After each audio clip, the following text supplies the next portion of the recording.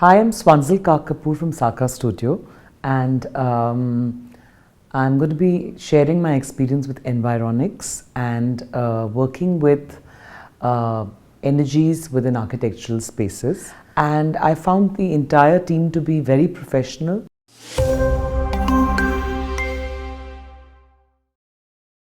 I do believe that as architects, we are primarily responsible for creating spaces that actually are nurturing and healing.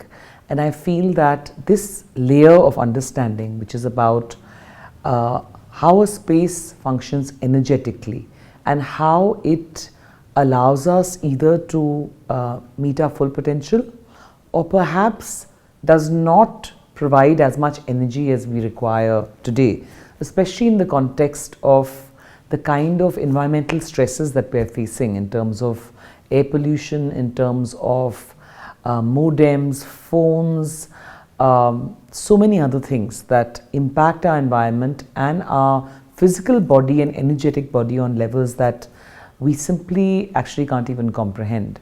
So I would just say that I think I would encourage people to find out more about this, experience it for yourself, and I think much change is possible.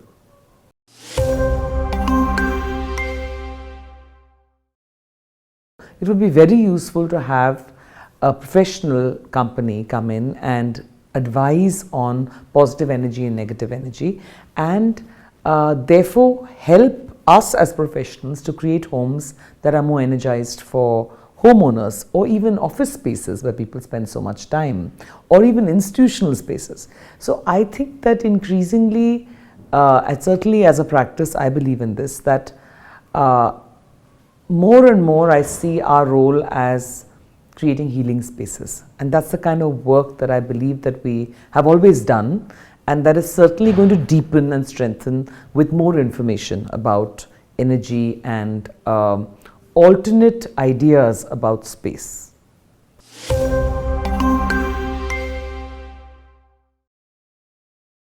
Vastu is something that I got interested in right at an undergraduate level. So I've read up fairly extensively on Vastu, even though I am more of, I would call, an intuitive Vastu interpreter. So it's the more broader general guidelines.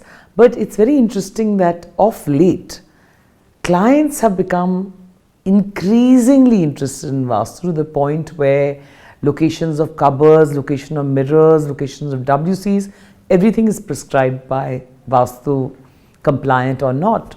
And you see this trend even in developers. So even in housing projects now, everybody is becoming Vastu conscious. And this is where I think that one has to have a deeper understanding of the purpose of Vastu at the time that it was a building bylaw actually of the past. And in many ways, it's almost impossible to have a Vastu 100% compliant home if you live in an apartment or if you live in group housing, for example.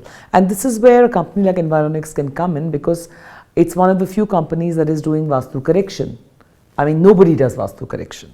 So it allows homes to be balanced and energized in a way that sometimes it's not possible, because you inherit an existing structure or an existing space, and then there's only so much you can correct.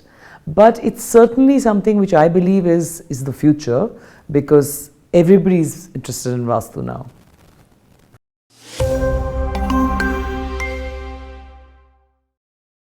My real conversion to this whole idea of geomancy and the negative aspect of geopathic lines was really after losing my husband of 18 years to cancer 5 years ago. And I remember that's when I actually happened to get both our home and our studio space checked for geopathic stress lines. And it turned out that he was both sleeping and working on a junction of two geopathic stress lines. And I think for me, that was the moment when I realized that this is something that I just wanted to take care of for other people.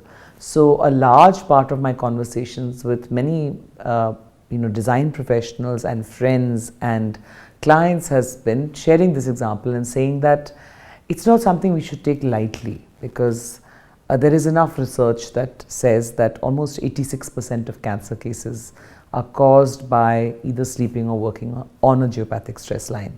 So that was the turning point for me, and I would certainly advise other people to at least inquire into this in their own environments, especially if they're seeing health issues, because there's a very large chance that that is occurring because of one of these reasons.